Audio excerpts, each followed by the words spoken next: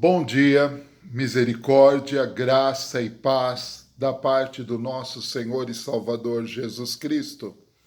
Sejam muito bem-vindos a mais uma mensagem para o coração, desta vez em vídeo pela plataforma YouTube, para todos os meus amigos e irmãos em Cristo Jesus. E nesta manhã, dia 30 de março de 2021, quero ler com vocês 2 versículos do texto de Eclesiastes, capítulo 9, e refletir um pouco. Diz assim, o versículo 11 do capítulo 9 de Eclesiastes e depois o versículo 18. Voltei-me e vi debaixo do sol que a corrida não é para os ligeiros, e nem para os fortes a batalha, nem tampouco para os sábios o pão, e nem tampouco as riquezas para os homens de entendimento, e nem o favor para os homens de habilidade, mas que o tempo e a oportunidade ocorrem a todos. Versículo 18. A sabedoria é melhor do que as armas de guerra, porém um só pecador destrói muitos bens. Quando eu estava meditando nesta manhã, neste texto de Eclesiastes, capítulo 9, esses 2 versículos me chamaram muito a atenção. Por quê? Porque todos nós temos a ideia de que uma corrida só é vencida por aquele que é o mais rápido, é o mais ligeiro, é aquele que sempre está em primeiro lugar. E que uma batalha só é vencida por aquele que tem mais forças, aquele que possui o melhor armamento. Então, a gente tem algumas ideias que muitas vezes são equivocadas. E pensando nessas coisas, eu me lembrei de uma expressão que eu ouvi pela primeira vez de um narrador daquela corrida que acontece aqui na cidade de São Paulo, que é a São Silvestre, todo dia 31 de dezembro, ao findar de um ano. E, segundo a informação, os primeiros corredores, aqueles que estão à frente do primeiro batalhão que sai para competir pela vitória, existem um grupo chamado de coelhos. E aí eu descobri que esse grupo de coelhos existem em todas as corridas de média e longa distância. E quem são esses coelhos? São pessoas rápidas que correm velozmente puxando os demais. Só que no meio do caminho, esses coelhos começam a se cansar, eles começam a ficar para trás.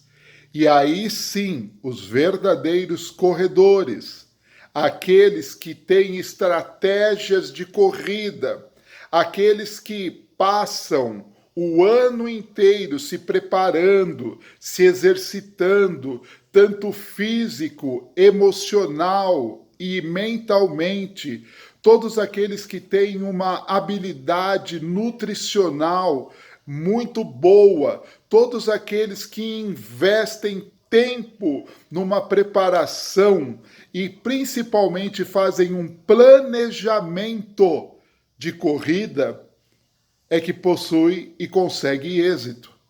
Todos os grandes corredores, sejam eles de corrida a pé, de bicicleta, de barco, de carro, todos aqueles que são vencedores são estrategistas. Eles primeiro planejam, em segundo eles se preparam, em terceiro eles se fortalecem e em quarto eles colocam tudo isso em prática e alcançam a vitória. E assim é em batalhas.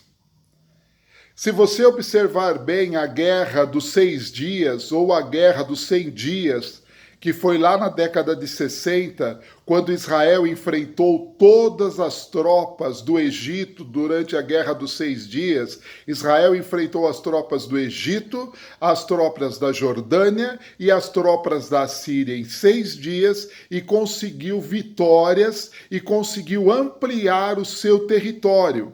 Mas depois o Egito juntou todo o mundo árabe contra Israel e durante a calada da noite preparou um ataque que Israel não esperava.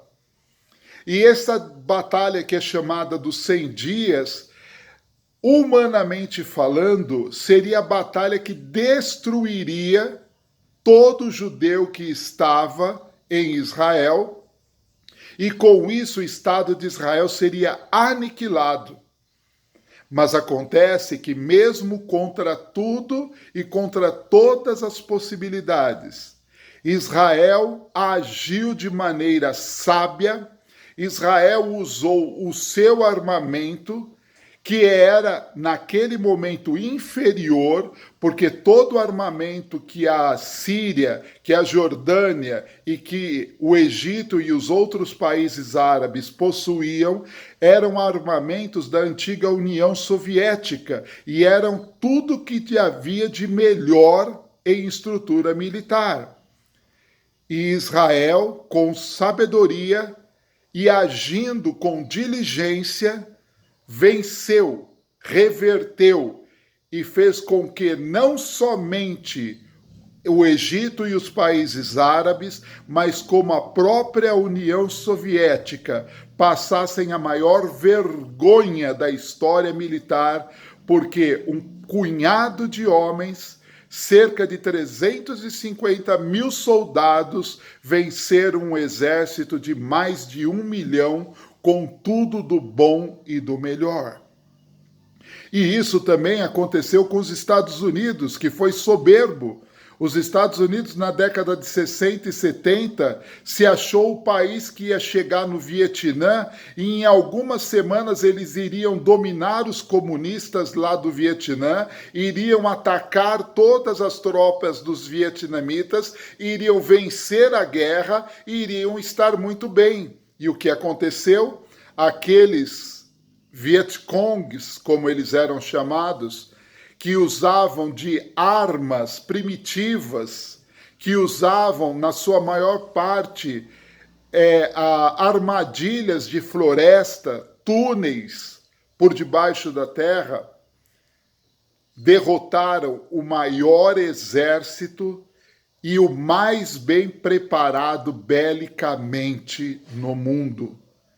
Então isso quer dizer que grandes batalhas também são ganhas, melhor dizendo, elas são ganhas por homens e por mulheres que têm estratégia, homens e mulheres que sabem bem quem são e sabem bem aonde podem chegar. Mas principalmente, tanto se ganha uma corrida e uma batalha quando você usa de sabedoria. E o texto no versículo 18 diz que a sabedoria é melhor do que muitas armas de guerra. E a sabedoria só vem de Deus. A sabedoria humana para nada serve. A sabedoria humana para nada tem-se proveito na vida de alguém. É claro que estudar é importante se você almeja pelo menos ter um sustento razoável, você precisa estudar e muito. Eu estudei, graças a Deus.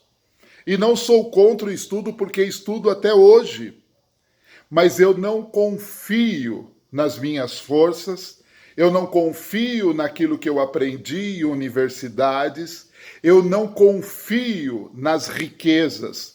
Muitos põem a sua confiança nos bens que o homem pode ter. Quantos pregadores da teologia da prosperidade diz que o verdadeiro crente é aquele que tem uma mansão, que tem uma conta bancária poupuda, que tem carro importado, que viaja para a Europa todos os anos? Mas quando eu pego este livro de capa preta chamado Bíblia Sagrada, eu encontro que o verdadeiro próspero é aquele que tem Jesus no seu coração e anda no Espírito e tem uma novidade de vida a cada dia. O verdadeiro sábio é aquele que busca primeiramente o reino de Deus e a sua justiça, sabendo que o seu Deus, em Cristo Jesus, há de suprir todas as suas necessidades. O verdadeiro sábio não é aquele que mora em mansão. Eu conheço muita gente que mora em palacetes e que são tolos no seu modo de agir, de pensar, de viver. E conheço muita gente que mora em casa bem simples, casa inclusive que é chão batido, mas são homens e mulheres que o mundo não é digno de tê-los aqui. Então, meu querido, hoje a minha mensagem, a minha reflexão para o coração é que nós busquemos a verdadeira sabedoria que vem do alto e que nós busquemos das coisas que vêm do alto, que nós andemos no Espírito, sabendo que Deus há de cuidar de nós. Se você tiver que comer filé mignon, louvado seja Deus. Mas se você tiver que comer colchão duro, louvado seja Deus. Se você tiver que comer um ovo, louvado seja Deus. Porque a vida não é formada dessas coisas. A vida é formada da alegria, da paz e do gozo do Espírito Santo. E a alegria, paz e gozo do Espírito Santo só tem aquele que tem Jesus como único e suficiente Salvador e Senhor. Então fica aqui esta palavra do pastor Jussi Eduardo Costa, membro da Primeira Igreja Batista de São Paulo, para a tua terça-feira, em nome do Senhor Jesus. Amém.